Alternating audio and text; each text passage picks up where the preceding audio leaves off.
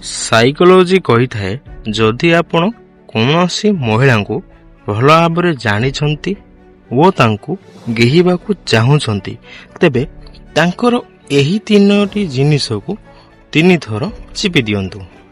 ସେ ସମ୍ଭବ କରିବା ପାଇଁ ଆପଣଙ୍କୁ ଗୋଡ଼ ଧରିବେ। ତାହା ହେଉଛି ପ୍ରଥମତଃ ତାଙ୍କ ସହିତ ରୋମାଣ୍ଟିକ କଥା ହେଲା ବେଳେ ମଜାରେ ତାଙ୍କର ଗାଲ, ଓଠ ଓ ନାଭିକୁ ମଝିରେ ଚିପି ଦିଅନ୍ତୁ।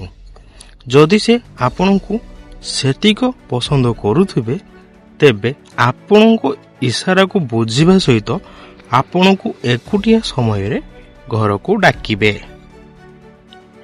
ସାଇକୋଲୋଜି କହିଥାଏ ଯଦି କୌଣସି ପୁରୁଷ କଥା ହେବା ସମୟରେ ମହିଳାଙ୍କ ସ୍ତନ ଆଡ଼କୁ ବାରମ୍ବାର ଦେଖନ୍ତି ତେବେ ଏହାଦ୍ୱାରା ସେହି ମହିଳାଙ୍କ ମନରେ ସେହି ପୁରୁଷଙ୍କ ପ୍ରତି ଘୃଣାଭାବ ଆସି ଯାଇଥାଏ।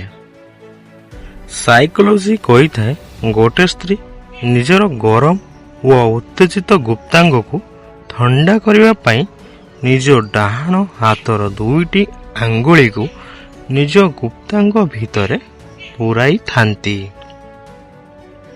ସାଇକୋଲୋଜି କହିଥାଏ ଯେଉଁ ମହିଳା ମଜାଳିଆ ସ୍ୱଭାବର ହୋଇଥାନ୍ତି ତେବେ ତାଙ୍କ ଆଡ଼କୁ ପୁରୁଷ ଜଲ୍ଦି ଆକର୍ଷିତ ହୋଇଥାନ୍ତି।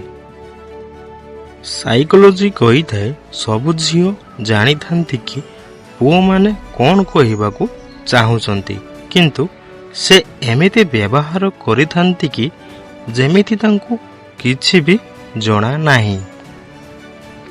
ସାଇକୋଲୋଜି କହିଥାଏ ବିଛଣାକୁ ଯିବାର 30 ମିନିଟ୍ ପୂର୍ବରୁ 3ଟି ପାଚିଲା କଦଳୀ ସହିତ ଦେଶୀ ମହୁ ମିଶାଇ ଖାଇବା ଦ୍ୱାରା ଆପଣଙ୍କୁ ଏତେ କରିବାର ଶକ୍ତି ମିଳିବ କି ଆପଣ 2 ଘଣ୍ଟା ପର୍ଯ୍ୟନ୍ତ ଜମାରୁ ଥକିବେ ନାହିଁ ଓ ଆପଣଙ୍କ ପାଣି ଆପଣଙ୍କ ଇଚ୍ଛା ମୁତାବକ ବାହାରିବ।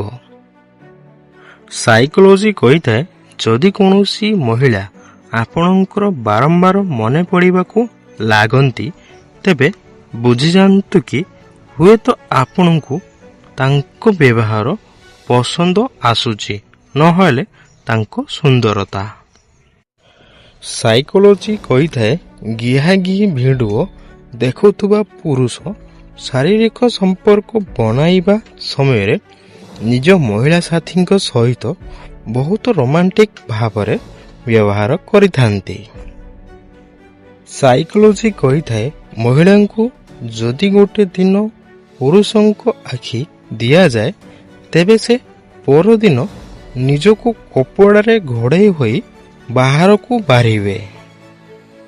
ସାଇକୋଲୋଜି କହିଥାଏ ମନୁଷ୍ୟର ଆର୍ଥିକ ସ୍ଥିତି ଯେତେ ବି ଭଲ ହୋଇଥାଉ ନା କାହିଁକି କିନ୍ତୁ ଜୀବନରେ ସଠିକ୍ ଆନନ୍ଦ ନେବା ପାଇଁ ହେଲେ ତାହାର ମାନସିକ ସ୍ଥିତି ଠିକ୍ ରହିଥିବା ଆବଶ୍ୟକ।